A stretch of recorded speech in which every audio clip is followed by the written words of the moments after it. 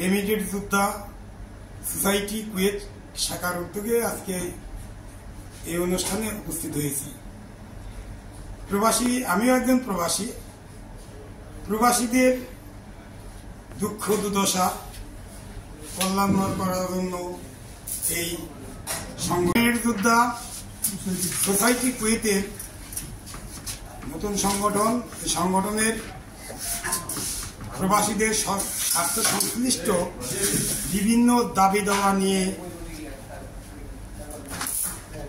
আজ কথা বলবেন সংগঠনের সম্মানিত সভাপতি আকমা আজাদ সাহেবের কাছে জানতে চাব তাদের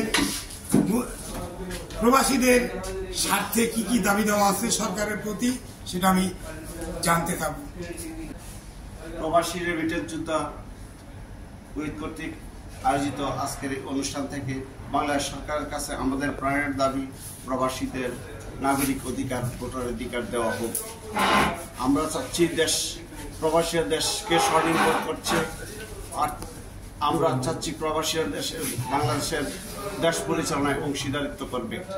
আমরা প্রবাসীদের জন্য স্বতন্ত্র হসপিটাল দাবি করছি, পাশাপাশি প্রবাসীদেরকে পেনশন ভাতা দেওয়ার জন্য জোর দাবি জানাচ্ছি সরকারের কাছে।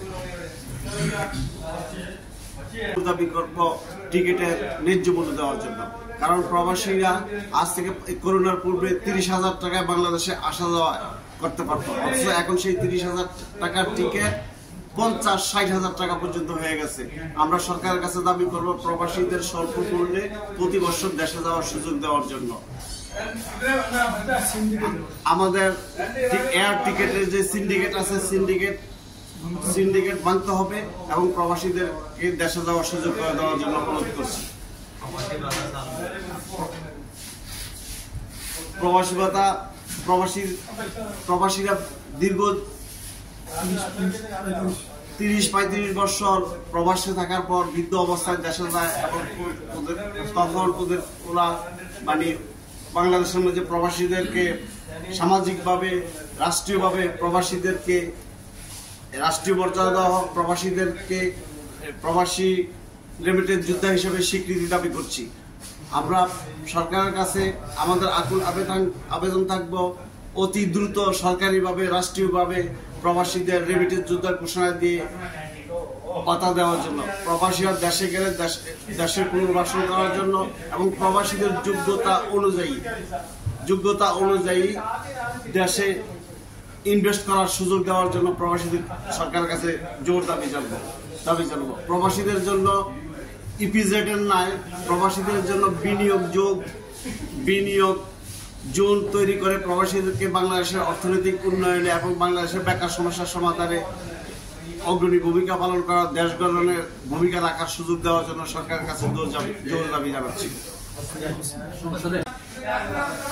প্রবাসীরা কোনো এক সময় দেশে পাসপোর্ট দেখে ভোট দিতে পারত, অথচ বিগত সরকার প্রবাসীদের ভোটাধিকার হরণ করে নিয়েছে, প্রবাসীদেরকে ভোটের অধিকার থেকে বঞ্চিত করেছে। আমরা এই সরকারের কাছে দাবি জানাবো প্রবাসীদেরকে ভোটাধিকার ফিরিয়ে দেওয়ার জন্য, প্রবাসীরা যাতে প্রবাস থেকে ভোট দিতে পারে সেই ব্যবস্থা গ্রহণ করার জন্য, আর প্রবাসীদের জন্য স্বতন্ত্র হসপিটাল স্থাপনের জোর দাবি জানাচ্ছি, যাতে করে বিদেশ ফেরত হওয়ার পর যাতে করে সুচিকিৎসার অভাবে প্রবাসীরা যাতে কষ্ট না পায়, তাদের জন্য স্বতন্ত্র হসপিটালের জন্য জোর দাবি জানাচ্ছি।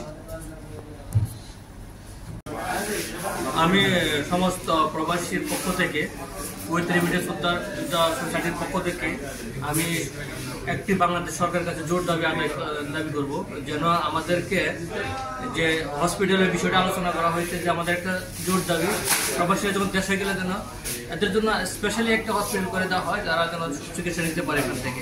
আর প্রবাসীদের জন্য প্রবাসী ভাতা যেভাবে হোক চালু করে 1.5 কোটি প্রবাসীদের জন্য প্রবাসী ভাতা জোর দাবি, এটা আমরা প্রাণের দাবি, আমরা প্রত্যেক প্রবাসী চাই। সবাইকে প্রবাসীদের জন্য একটি স্বতন্ত্র হসপিটাল তৈরি করা, বাংলাদেশের জাতীয় সংসদে প্রবাসীদের জন্য আলাদা একজন প্রতিনিধিত্ব সৃষ্টি করা, বিশেষ করে। আর যেটা অতি গুরুত্বপূর্ণ বিষয় সেটা হলো আমরা আসা যাওয়ার জন্য যে আমরা বিমান এয়ারলাইন্সের যে দৌরাত্ম্য সিন্ডিকেট ভেঙে দিয়ে হ্যাঁ, স্বল্প বাজেটে যাতে আমরা সিন্ডিকেট ভেঙে দিয়ে যাতে আমরা স্বল্প বাজেটে দেশে আসা যাওয়া করতে পারি।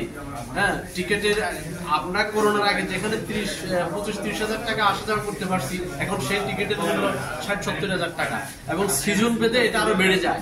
এটা কেন হইলো সেটা আমাদের জানা নেই। এই সিন্ডিকেট অতি দ্রুত ভেঙে আমাদের আরো যে বিশেষ করে প্রবাসীরা যাতে বাংলাদেশে ভালো বিনিয়োগ জোন গড়ে তুলতে পারে, এই জন্য বাংলাদেশ সরকারের প্রতি আমাদের বিশেষ অনুরোধ।